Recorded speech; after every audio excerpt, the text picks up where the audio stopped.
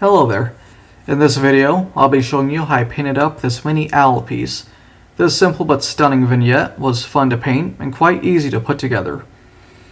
This was actually one of the first organic minis I've painted, and even though it took me a lot of layers, I think it came out perfect.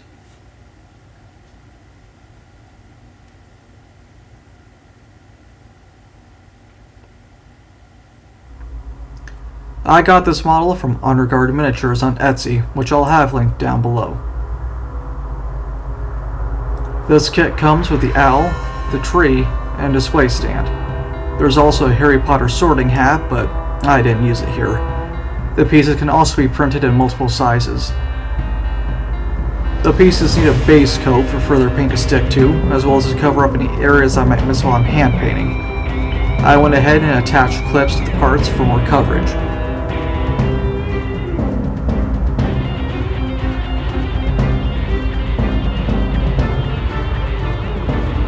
I'll be using a flat black primer on all three pieces, as well as a clear protective lacquer on the display stand.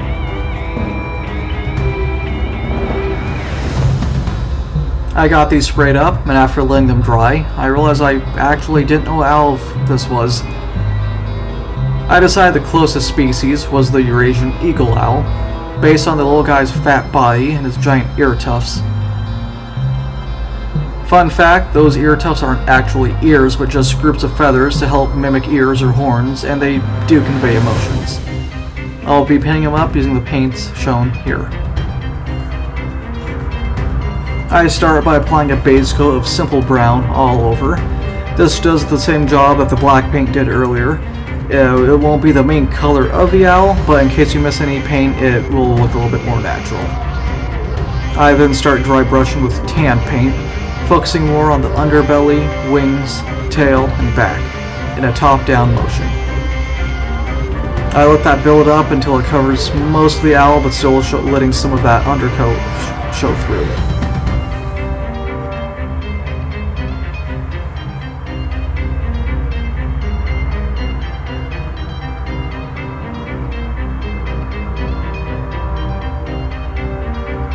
After that coat, I move on to a light rust color and add back in some of the base coat to the wings.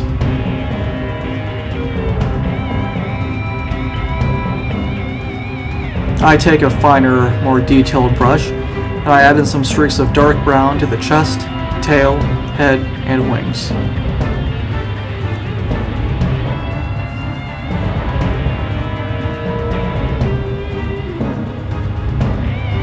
I also apply that same brown to the bottom of the ear tufts and where the eyes are.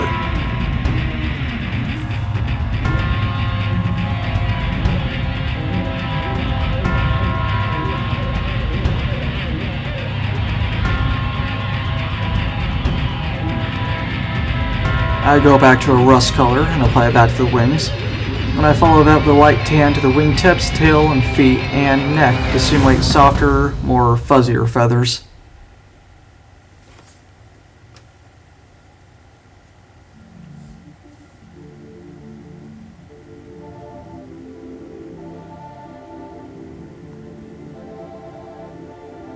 I painted black on the tufts, beak, eyes, and talons.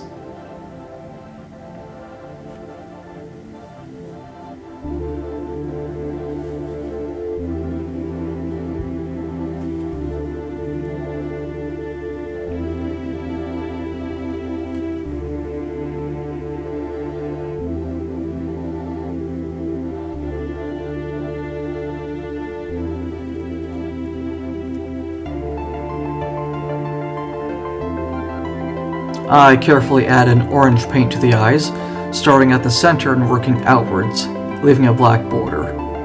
I painted one pupil and added the first one too low, so I had to restart, but that's fine. Mistakes are part of the process, and sometimes even add to the project. In this case, however, owls can't actually move their eyes around in real life, so I wanted to get them recentered.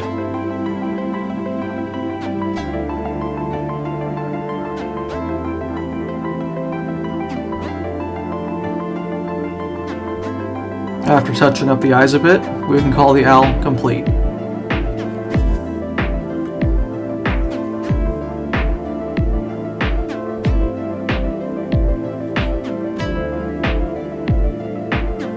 Moving on to the tree, I start with a base coat of dark brown applied liberally.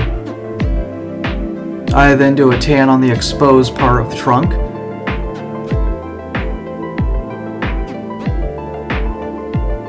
Followed by a light tan dry brushing.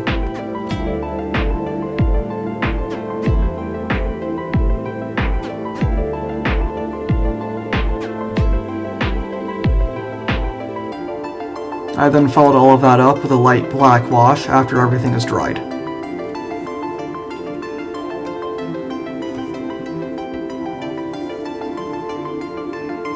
I wanted to make this tree feel old and grown over, so let's add some moss. I grabbed some Mod Podge and Woodland Scenic Flocking.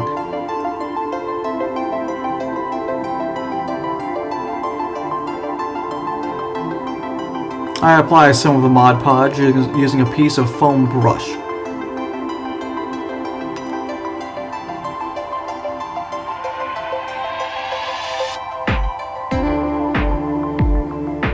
Dabbing the glue onto the tree, I work in small sections so the glue doesn't have a whole lot of time to dry. I sprinkle on some of the Woodland Scenic's Fine Turf, which is an olive brownish greenish color.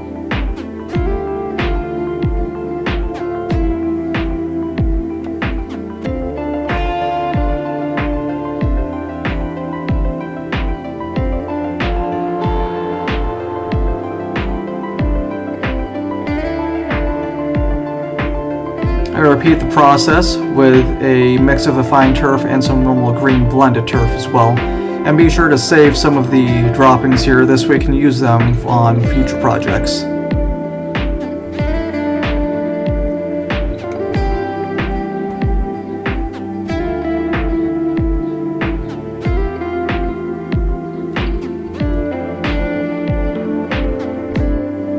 Now that the tree is done, we can bring in the owl and get him perched.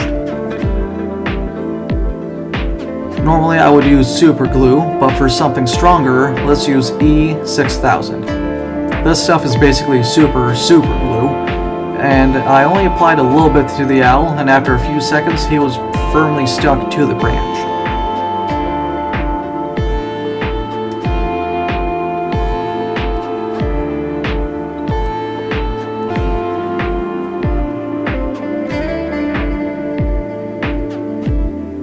I apply a flat clear coat to the tree and the owl.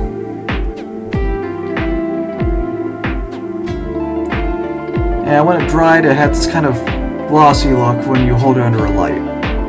Which I don't mind, but some people, if you want something more flat, you can always use Tamiya Flat Clear, which has little to no sheen.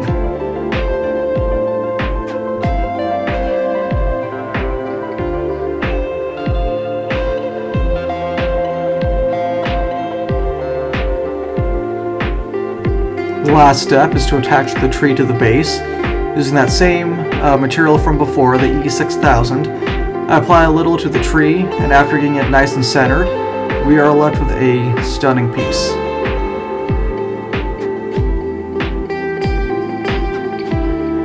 If you know me, I love owls, and watching this one come to life from simple orange plastic was a lot of fun.